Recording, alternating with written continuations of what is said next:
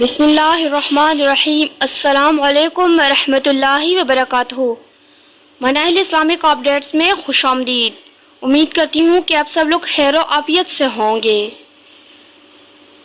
آرام کی قدر مصیبت کے بعد ایک بار کوئی بادشاہ اپنے نئے جاہل غلام کے ساتھ کشتی میں بیٹھا۔ اس غلام نے کبھی دریا نہیں دیکھا تھا اور نہ اس کو کشتی پر سوار ہونے کا تجربہ تھا۔ اس نے رونا پیٹنا شروع کر دیا اور خوف سے اس کا بدن کانپنے لگا۔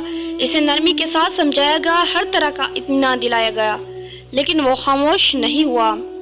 اس کے رونے کی وجہ سے بادشاہ کی طبیعت مکدر ہو گئی اور سیر و تفریح کا لطف ختم ہو گیا۔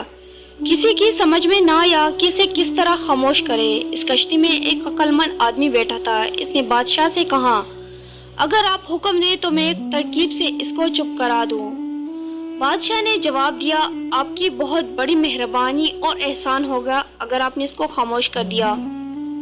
اس عقل مند آدمی نے دوسرے ملازموں کو حکم دیا کہ غلام کو دریا میں ڈال دو۔ انہوں نے ایسا ہی کیا۔ اس نے جیسے ہی پانی میں چند غوطے کھائے، اس کے سر کے بال پکڑ کر کشتی کے پاس لائے اور اس کے دونوں ہاتھ باندھ کر کشتی کے پتوار میں لٹکا دیا۔ جب وہ پانی سے باہر نکالا گیا تو کشتی کے ایک گوشہ میں خاموش بیٹھ گیا۔ بادشاہ کو تعجب ہوا۔ عقل مند آدمی سے پوچھا، بھلا اس میں کیا حکمت تھی کہ غوطہ کھانے اور تکلیف اٹھانے کے بعد وہ خاموش ہو گیا؟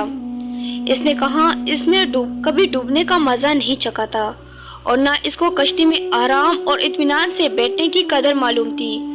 جان کی حفاظت اور اطمینان کی قدر وہی جانتا ہے جو کبھی کسی مصیبت میں پھنس چکا ہو۔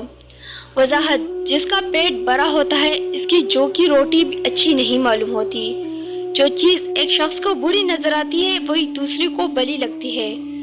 جو شخص کسی دوست کے آنے کا انتظار کر رہا ہو اس کی طبیعت بے چین اور پریشان رہتی ہے، اور جس کا عزیز یا دوست اس کے پاس ہو اس کو انتظار کی تکلیف کا احساس نہیں ہوتا۔ دونوں کی حالت میں فرق ہے۔ اگر آپ کو ہماری یہ ویڈیو اچھی لگی ہے تو چینل کو سبسکرائب ضرور کیجیے اور ویڈیو کو شیئر بھی۔